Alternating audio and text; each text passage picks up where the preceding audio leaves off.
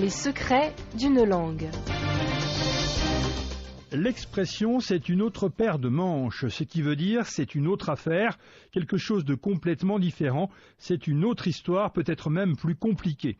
Tous les auteurs attestent que l'expression remonte au Moyen-Âge, quand les manches d'une chemise étaient en fait deux pièces du vêtement presque indépendantes du reste de l'habit, cousues avec du fil fin et fragile. Elles étaient donc facilement détachables, et pour cause, il pouvait être courant de les remplacer plusieurs fois durant la journée, soit pour les laver, soit pour changer d'activité.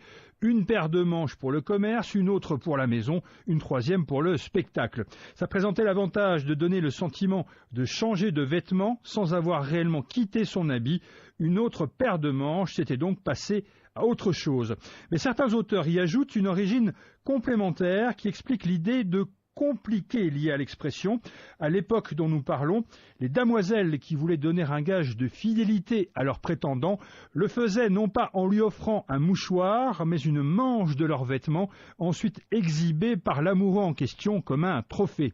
Explication qui ne fait pas l'unanimité des auteurs, dont les plus éminents ont du mal à croire que l'autre paire de manches en question serait donc le signe visible d'un nouvel amour et donc la preuve de leur infidélité, une explication trop vulgaire à leurs yeux.